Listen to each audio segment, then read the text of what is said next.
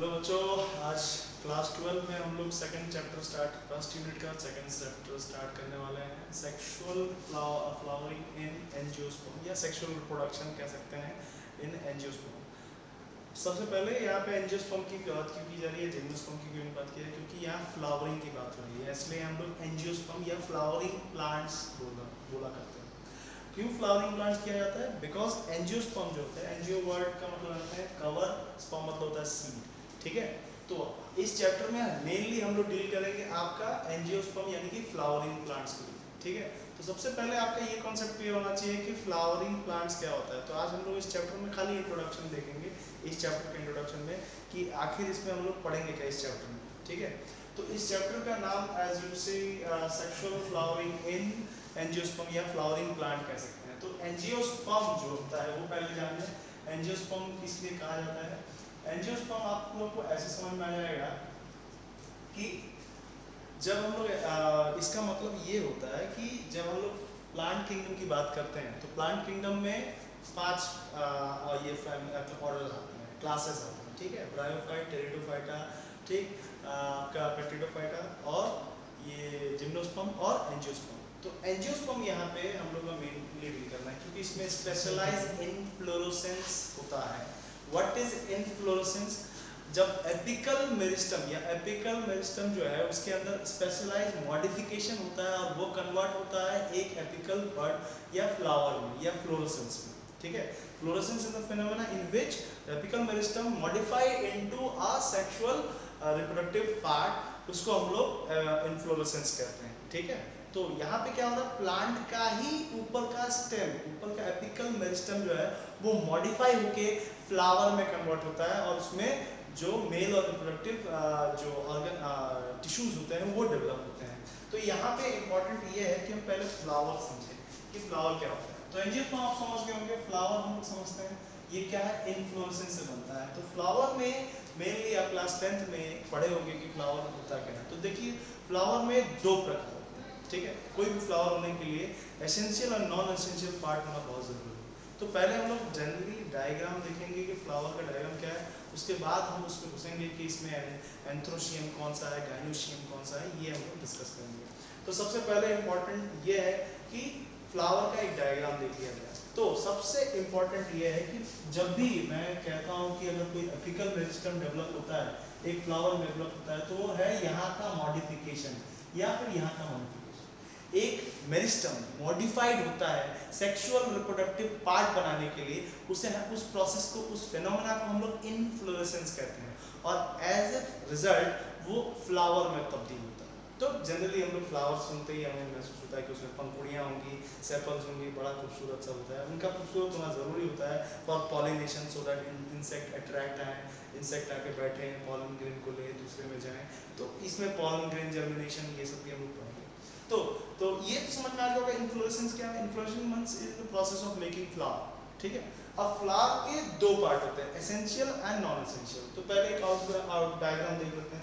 सबसे पहले जो मेरिस्टम है उसके नीचे का हम लोग लेते हैं, इसको हम लोग थैलस कहते हैं। ठीक है, जिसे रिसेप्टेबल भी कहा जाता है। अब ये थैलस जो है, इस पे कई वर्ड आते हैं, जैसे होमोथैलस है, हेटेरोथैलस, ऐसे कई नाम आते हैं। तो थैलस वो जगह है जहाँ पे एक पूरा का पूरा फ्लावर बेस्ड होता है। ठीक है, तो thallus is the first part. अब आपके दिमाग में एक चीज रहना चाहिए, जितने भी पार्ट होते हैं फ्लावर के, फ्लावर में जैसे जो करोला निकला, कैलक्स निकला, मींस जो पेटल निकला, सेपल निकला, जो स्टेम्स निकले, जो भी चीज निकलते हैं वो सब उसके नोड्स से निकलते हैं। ठीक है, तो क्या टेक्निकली हम कह सकते हैं फ्लावर जो है उसको हम खींच दे तो जो पत्ते ऐसे से निकलते हैं, ठीक है, उनको पूरा दबा दे तो वो एक फ्लावर बन जाए। ठीक है, तो थैलस वो जगह है जो ये पूरी तरह से कंप्रेस है। थैलस के ऊपर निकलता है आपका सेपल, जो ग्रीनिश पार्ट होता है, जिसे हम लोग क्या कहते हैं, सेपल कहते हैं। और सेपल को कलेक्टिवली, मतलब अभी एक सेपल दूसरा सेपल, ये ग्रीनिश पार्ट होता है, इसको कलेक्टिवली हम लोग कैलस कहते हैं। ठीक है, इसे कलेक्टिवली हम लोग कैलस कहते हैं और ये एक नॉन एसेंशियल पार्ट है।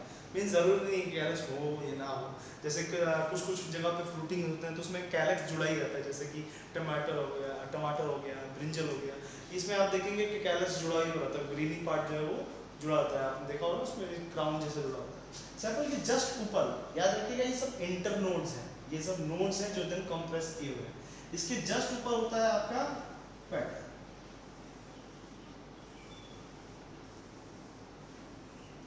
ठीक है। तो ये क्या हो गया आपके पेटल, ठीक है। पेटल मतलब कोरोला, इनको कलेक्टिवली कोरोला कहते हैं, नाम से कहेंगे कलेक्टिवली कोरोला कहता है। और ये अलग अलग कलर के होते हैं, इनके पीछे रीजन है ज़ेनथोफिल कार्टेनोइड्स, अलग अलग पिगमेंट्स होते हैं जिनसे इनको अलग अलग कलर मिलता है, ब्लू ग्रीन ब्लू रेड और अलग फ्लोरोसेंट कलर मिलते हैं। तो ये भी एक नॉन एसेंशियल पार्ट है, ऐसे में ये डायरेक्टली नहीं इनडायरेक्टली रिप्रोडक्शन में हेल्प करते हैं, इसलिए ये नॉन एसेंशियल पार्ट कहलाते हैं, ठीक है। अब ये सब तो हुए नॉन एसेंशियल पार्ट। एक थैलस के ऊपर ये हो गया बेस, इसको हम लोग बेस भी कह सकते हैं, ठीक है। अब बेस के ऊपर की कहानी हम लोग समझेंगे, जो हम लोग दो पार्टों में है, एक होता है मेल और एक होता है फीमेल। मेल वाले को हम लोग कहते हैं एंट्रोसियम और फीमेल वाले को कहते हैं हम लोग गाइनोसियम, ठीक है। टेक्निकली इसको आप साफ लैंग्वेज में मेल रिप्रोडक्टिव ऑर्गन कह सकते हैं, मेल रिप्रोडक्टिव पार्ट कह सकते हैं, और गाइनोसियम जो हो गया वो female reproductive part.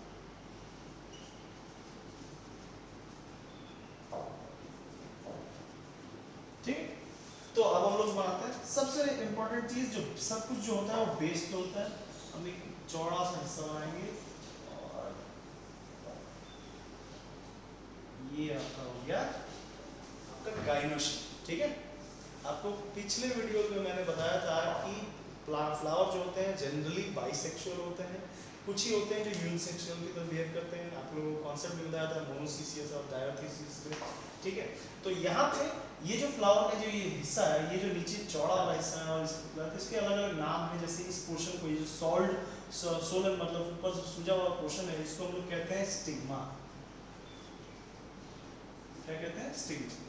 Now this portion which is get attached to ovary is called style, ठीक है। और ये जो सोलर पोर्शन है जो बेस के साथ जुड़ा होता है, जो बहुत इंपॉर्टेंट प्रोसेस जो फर्दर बाद में जाके फ्रूट में कन्वर्ट होता है या पेरिकार्प फ्रूट सीड में कन्वर्ट होता है, ये इसे हम लोग कहते हैं ओवरी, ठीक है। तो इन तीनों को मिला के हम लोग इसे पिस्टिल कहते हैं, ठीक। और अगर कोई फ्लावर है और जिसमें सिर्फ पिस्टल है, जनरली पिस्टल एक ही होता है, ठीक है, सिर्फ पिस्टल है, सिर्फ हम लोग पिस्टलेट फ्लावर।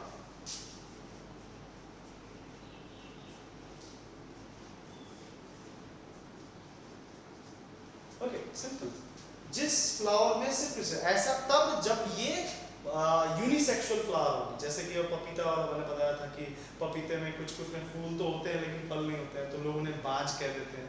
एक्चुअली वो बाज नहीं होते हैं, उनमें मेल प्लांट और फीमेल प्लांट अलग अलग होते हैं, ठीक है। तो उनमें सिर्फ या तो जिनके पास ऐसे फ्लावर होंगे जिनमें सिर्फ पिस्टिलेट होंगे उनमें फ्रूटिंग होगी, और जिनमें सिर्फ एंथर होगा उनमें फ्रूटिंग नहीं होगी। तो ये स्पेसिफिक केस में जनरली जो एंजियोस्पर्म में जितने फ्लावर होते हैं वो most probably, not all, most probably जो होते हैं वो क्या होते हैं? बाइसेक्सुअल, ठीक है। अच्छा, अब ये हो गया। अब इसके अंदर के कंटेंट को हम लोग जब सीरियसली मैक्रोस्पोंजियम पढ़ेंगे तब तो उसके अंदर के प्रोसेस को पूरी तरह से डिस्कस करेंगे। अब इसी में हम लोग इसी थैलस से हम लोग कुछ आउटपुट निकालते हैं।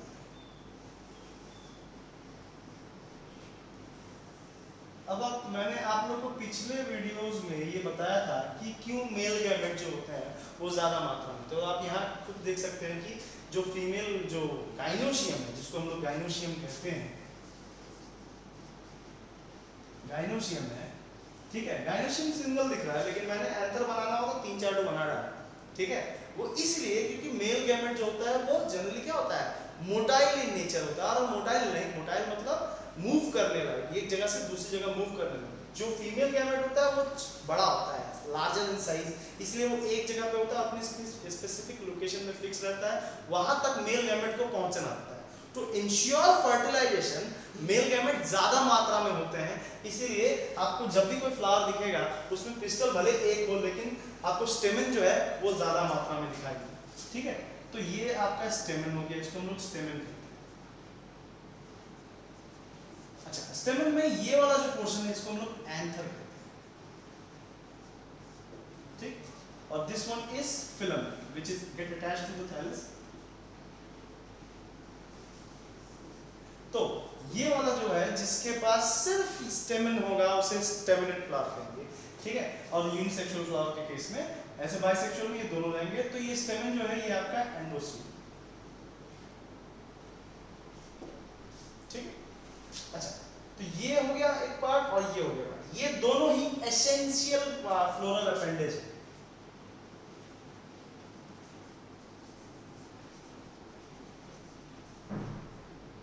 या आप इसको होल भी कह सकते हैं, ठीक है। ये जो है इनडायरेक्ट, इन्हें हम एक्सेसरीज या नॉन एसेंशियल फ्लोरल होल्स कहते हैं, ठीक है। और ये जो दो पार्ट है इन्हें हम लोग एसेंशियल पार्ट कहते हैं, ठीक है। अब एसेंशियल क्यों कहा जाता है? बिकॉज यही मेन रिप्रोडक्टिव ऑर्गन है। और यहाँ ये जो दिख रहा है आपको एंथर, इस एंथर को अगर हम काटे तो आपको ऐसे बाइलुप्ड एरिया में,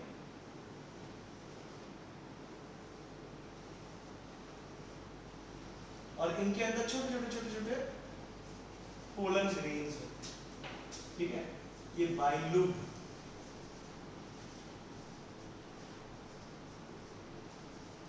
और इनके अंदर क्या होता है? पोलन ग्रेन,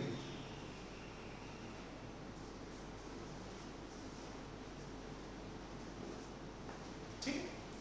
तो ये आपके हो गया मेल गैमेट। रहा बात फीमेल गैमेट, तो फीमेल गैमेट यहां होती है,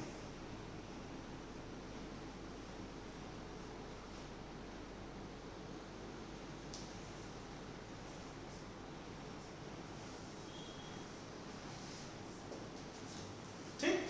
तो ये एक फ्लावर का आउटव्यू है, ठीक है। फ्लावर का एक आउटलाइन व्यू है जो लगभग सब फ्लावर में होता है, बस इसकी अरेंजमेंट थोड़ी बदलती है। जैसे कि आप हिबिस्कस में देखते होंगे, जो चाइना रोज जिसे हम लोग अड़हुल कहते हैं, उसमें यहाँ पे एंथर दिखेंगे आपको ऐसे लगे हुए।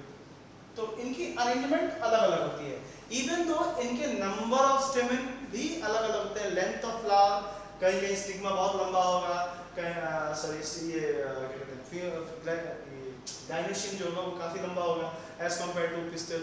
तो ये जो हाइट जो अलग अलग होती है ये डिपेंड करती है कि वो किस टाइप का पॉलिनेशन करते हैं, क्या वो पेंट्रिलियस हुए हैं या प्रोटोगाइनस हुए। ये डिपेंड करता है कि वो किस पे किस स्ट्रक्चर से पॉलिनेशन कर रहे हैं, ये उस पर डिपेंड करता है, ठीक है। तो फ्लावर तो इतना समझ में आ गया। अब फ्लावर की बेस समझते हैं। एक फ्लावर का जो बेस होता है वो पॉलिनेशन पे डिपेंडेंट होता है, किस तरह से पॉलिनेट कर रहा है। पॉलिनेशन साथ ही में फर्टिलाइजेशन के साथ ये जो ओवरी है ये कन्वर्ट होता है फ्रूट में और फर्दर डिस्पर्सल करने के लिए, ठीक है। तो ये तो हो गया एक पार्ट, ठीक। तो अभी आप लोग फ्लावर का एक आउटलाइन समझ में आ गया। अब हम लोग बात करेंगे event of event of flowering की बात करेंगे, ठीक है। किस तरह से इवेंट इसमें कंडक्ट होता है। उसके बाद हम लोग मेनली जाएंगे माइक्रोस्पोंजियम में और मैक्रोस्पोंजियम में नेक्स्ट वीडियो, ठीक है। तो यहां तक तो ये क्लियर हो गया होगा आपको। अब एज द नेक्स्ट, इसमें भी इवेंट होते होंगे।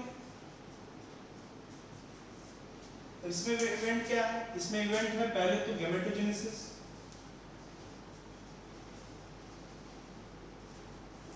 क्या गैमेटोजेनेसिस क्या है? गैमेट बनना मतलब आपका फॉर्मेशन ऑफ पोलन ग्रेन, या कह सकते हैं microsporangia,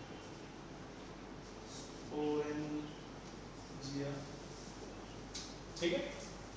microsporangia formation of ovary, जिसको हम लोग फॉर्मेशन ऑफ मैक्रोस्पोरेंजिया,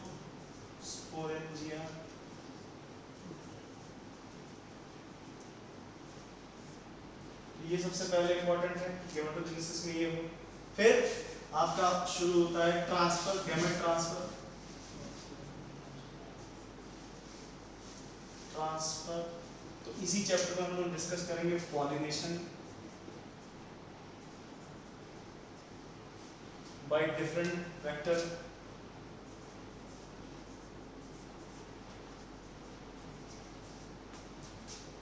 नेक्स्ट फर्टिलाइजेशन,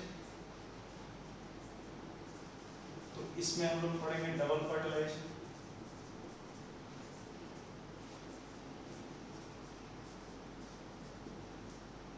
ठीक, फिर पढ़ेंगे हम लोग प्रोसेस ऑफ फ्रूटिंग। ठीक है, इसमें हम लोग फिर क्या करेंगे, प्रोसेस ऑफ